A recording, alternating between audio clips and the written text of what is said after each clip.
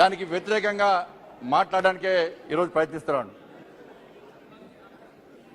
వాస్తవానికి ఈ అవిశ్వాసం ఎందుకు ప్రవేశపెట్టారో వాళ్ళు కూడా క్లారిటీ లేదు అధ్యక్ష. అవిశ్వాసాన్ని ప్రవేశపెట్టిన పార్టీ యొక్క నాయకుని యొక్క వ్యవహారాలు చూసిన తర్వాత ప్రపంచమంతా నవ్వుకుంటున్నారు అధ్యక్ష. ఆ నాయకుని యొక్క వ్యవహారాలు మనం అబ్జర్వ్ చేసిన ఒకసారి చూడండి. ఒకసారి ముద్దులు పెడతాడు, ఒకసారి ఫ్లయింగ్ కిస్లు ఇస్తాడు, ఒకసారి కౌగులించుకుంటాడు, ఒకసారి కన్ను ఓడతాడు. ఆయన వ్యవహారం చూస్తున్న గజనీ గుర్తొస్తుంది వస్తారు. గజనీ ఆయన అంటుండు సార్, భారత మాతను హత్య చేసినట్టు సార్, భారత మాత హత్య జరగదు సార్, భారత మాత హత్య ఇప్పుడు జరగదు సార్. ఈ భారత మాతను కాపాడడానికి ఇంటోడైనా బయటోడైనా భారత మాత వైపు కన్నెత్తి చూస్తే కళ్ళు పీకి బొందబెట్టే హీరో ఈ దేశ ప్రధానమంత్రి ఆదరణీయ నరేంద్ర మోడీ సార్. ఏమైతే సార్ వీళ్ళతోని ఏం కాదు సార్. ప్రజల విశ్వాసాన్ని కోల్పోయిన నాయకులు ఇలా అవిశ్వాస తీర్మానాన్ని ప్రవేశపెడితే ప్రజలు సహించే స్థితిలో సార్. ఏ కాంगी సార్, बंगाल का दीदी, ये कांगी, बिहार का जेडी, दिल्ली का केजी और తెలంగాణ का केडी వీళ్ళతోని ఏం కాదు సార్. వీళ్ళతోని ఇది కేవలం నరేంద్ర మోడీ గారి నేతృత్వంలో ఇవాళ భారతీయ జనతా పార్టీ ప్రభుత్వం, ఎన్డీఏ ప్రభుత్వం ఈ రోజు శక్తివంతమైన భారతదేశ నిర్మాణం కోసం ప్రయత్నిస్తున్న ఏకైక ప్రభుత్వం నా నరేంద్ర మోడీ గారి ప్రభుత్వం అన్న విషయాన్ని, అవిశ్వాసాన్ని ప్రవేశపెట్టిన ఈ పార్టీలు గుర్తుంచుకోవాలి సార్. నిజంగా ఈ పవిత్రమైన దేవాలయం సార్ ఇది. నా తెలంగాణ రాష్ట్రాన్ని సాధించి పెట్టిన దేవాలయం సార్ ఇది. నీళ్లు నిధులు నియామకాలు సార్, మా నీళ్లు మాకు కావాలి, మా నియామకాలు మాకు కావాలి, మా పాలన మాకు కావాలని చెప్పి 1400 మంది బలిదానమైన తర్వాత సాధించుకున్న తెలంగాణ రాష్ట్రం సార్. ఆ తెలంగాణ రాష్ట్రాన్ని చూడండి, ఈ దేవాలయానికి శిరస్సు వచ్చి దండాలు పెడుతున్నా సార్. కాంగ్రెస్ పార్టీ అధికారం ఉంది సార్. ఆ రోజు ఉద్యమం నడుస్తుంది సార్. 1400 మంది పేదలు బలిదానం అయిపోయారు సార్. రివాల్వర్ తో కాల్చుకున్నారు సార్. ట్రైన్ ఎదురుగస్తుంటే జై తెలంగాణ అని చెప్పి ఆత్మ బలిదానం చేసింది సార్. కిరోసిన్ పోసుకొని ఆత్మహత్య చేసుకున్నారు సార్. కానీ కాంగ్రెస్ పార్టీ తెలంగాణ రాష్ట్రాన్ని ఇవ్వలేదు సార్. యువత ఆత్మహత్య చేసుకుంటారు సార్. ఇదే హాల్లో స్వర్గీయ సుష్మా స్వరాజ్ తెలంగాణ చిన్నమ్మ, తెలంగాణ యువతలారా ఆత్మహత్య చేసుకోకండి. మీరు కలలు కన్న తెలంగాణ రాష్ట్రాన్ని ఇవ్వడానికి మేము సిద్ధంగా ఉన్నాం. కష్టపడి సాధించుకున్న తెలంగాణ రాష్ట్రాన్ని కల్లారా చూడడానికి మీరు బతికి ఉండాలని చెప్పి నా సుష్మా స్వరాజ్ ఇదే పార్లమెంటు వేదికగా కాంగ్రెస్ పార్టీని హెచ్చరించింది సార్. మీరు తెలంగాణ ఇస్తారా? మీరు ఇవ్వకుంటే మేము ఇస్తామంటే 1400 మందిని బలి తీసుకున్న Congress party bill ప్రవేశపెడితే Bharatiya Janata party మద్దతుతో తెలంగాణ రాష్ట్రం ఏర్పడ్డది సార్. భారతీయ జనతా పార్టీ చిన్న రాష్ట్రాలకు అనుకూలం సార్. భారతీయ జనతా పార్టీ 1997లో చిన్న రాష్ట్రాలకు అనుకూలంగా తీర్మానం చేసినట్టు పార్టీ భారతీయ జనతా పార్టీ. ఒకే విధానం, ఒకే నినాదం, ఒకే స్లోగన్తో ముందుకొచ్చిన party Bharatiya Janata party sir. కానీ చీమలు పెట్టిన పుట్టలు పాము జరిగినట్టు ఒక కుటుంబం తెలంగాణలో వచ్చింది సార్. ఒక కుటుంబం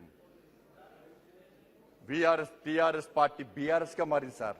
అవినీతి యూపీఏ INDA ఎట్లా మారిందో అవినీతి కుటుంబ పార్టీ అయిన టీఆర్ఎస్ ఇవాళ బీఆర్ఎస్ గా మారింది సార్. బీఆర్ఎస్ పేరు భ్రష్టాచార రాక్షస సమితి సార్. బీఆర్ఎస్ పేరు भ्रष्टाचार ये बीआरएस लीडर का नाम है सर, बीआरएस लीडर का नाम है सर कासिम चंद्रशेखर रज्वी, कासिम चंद्रशेखर रज्वी सर।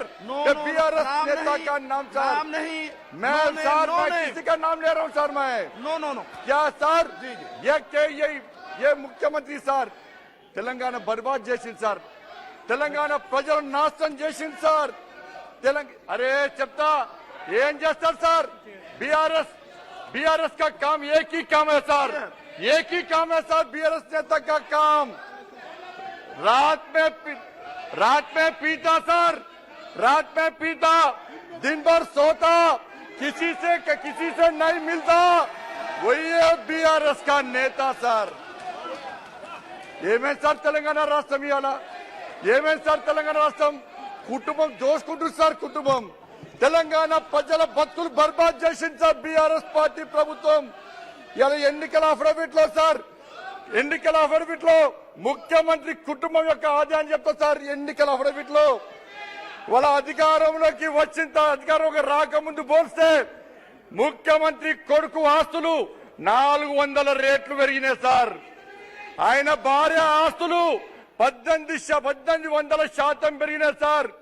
తెలంగాణ రైతుల సగటు ఆదాయం 1,12,836 రూపాయలు అయితే ముఖ్యమంత్రి వ్యవసాయం యొక్క ఆదాయం ₹1 కోటి సార్. కొడుకు వ్యవసాయ ఆదాయం 59,85,000 సార్. కోడలు ఆదాయం 2000%. ఇవాళ కేసీఆర్ కుటుంబం ఆదాయం పెరిగింది సార్. కేసీఆర్ కుటుంబం ఆదాయం ఎట్లా పెరుగుతుంది సార్? నా తెలంగాణ రాష్ట్రంలో రైతులు ఎట్లా బర్బాద్ అవుతుంది సార్? నిన్న నామా నాగేశ్వరరావు చెప్పింది సార్, 24 అవర్స్ కరెంట్ ఇస్తున్నామన్నారు సార్. 24 అవర్స్ కరెంట్ ఇస్తున్నాను సార్. నేను సవాల్ చేస్తున్నా సార్, నేను రాజీనామా చేస్తా sir. 24 hours current BRS party ఇచ్చినట్టయితే నేను రాజీనామా చేస్తా సార్. ఇస్తలేడని చెప్పి నేను చేస్తా, ప్రూవ్ చేస్తా సార్. ఇచ్చినట్టయితే నేను రాజీనామా చేస్తా సార్. ఇయ్యకుంటే వాళ్ళు రాజీనామా చేయడానికి సిద్ధమా? ఒక్కసారి ఆలోచిస్తారు. ఎందుకు అవిశ్వాసం పెట్టాలి సార్? కేసీఆర్ ముఖ్యమంత్రి బీఆర్ఎస్ పార్టీ ఎందుకు అవిశ్వాసం పెట్టాలి సార్? ఉదయం లేస్తే మహిళలు ఈ ఆత్మగౌరవంతో ఇబ్బంది పడుతున్నారని చెప్పి టాయిలెట్స్ నిర్మాణం చేపడితే టాయిలెట్స్ పైసలు దోసుకున్న బీఆర్ఎస్ పార్టీ నాయకులు సార్ వీళ్ళు. ఇంటికి వచ్చి జల్ జీవన్ మిషన్ పేరు మీద ఇంటికి నీళ్లిస్తే 4,000 కోట్ల రూపాయలను 40,000 కోట్ల రూపాయలతో మిషన్ భగీరథ పేరుతో మోసం చేసింది సార్. ఎక్కడ కూడా నీళ్లు ఇవ్వాలి సార్. చాలా ప్రాంతాల్లో నీళ్లులో సార్.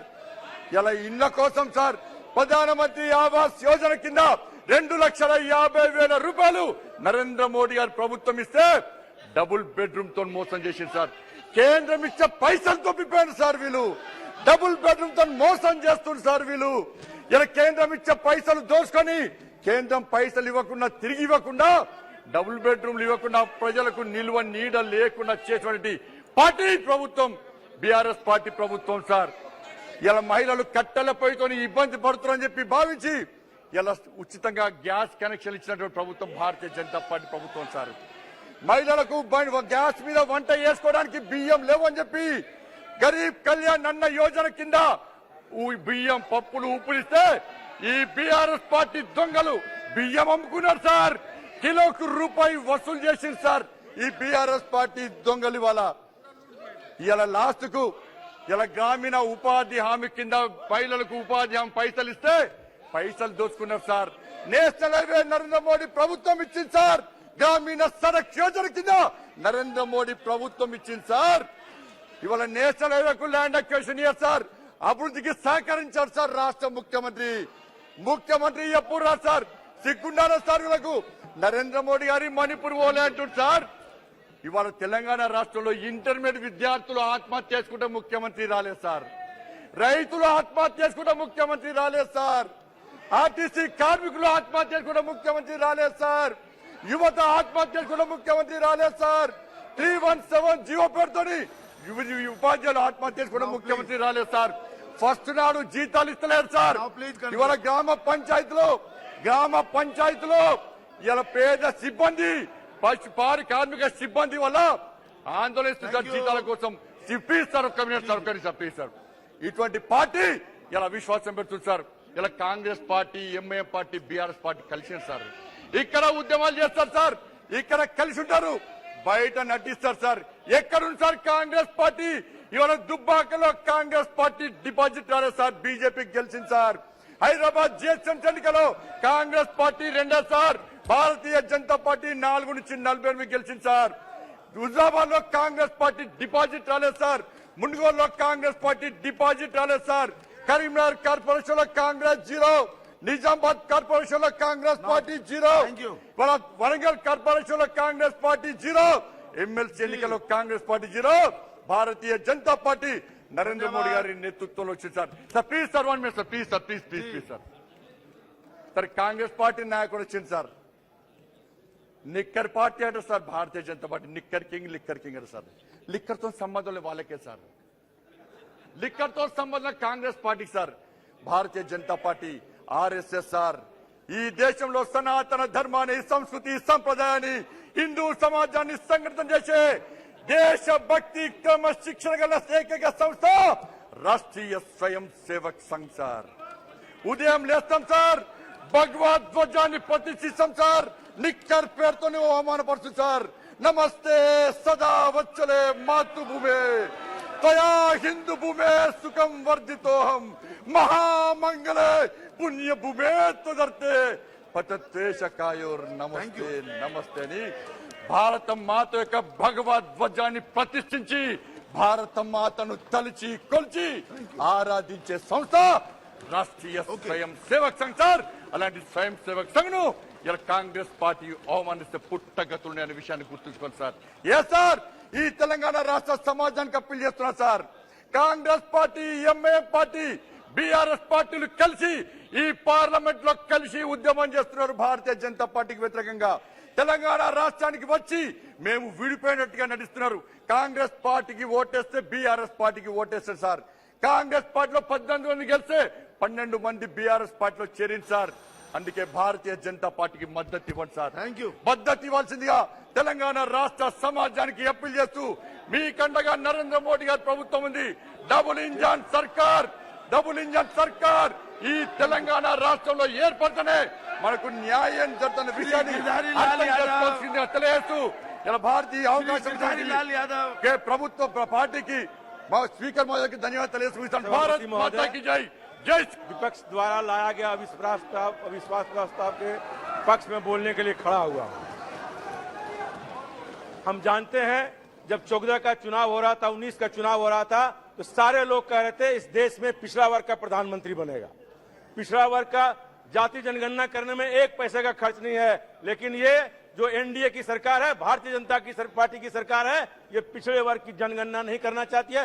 गाय की जनगणना करेगी, भैंस की जनगणना करेगी, लेकिन पिछड़े वर्ग की जनगणना नहीं करनी चाहती है बिना पैसे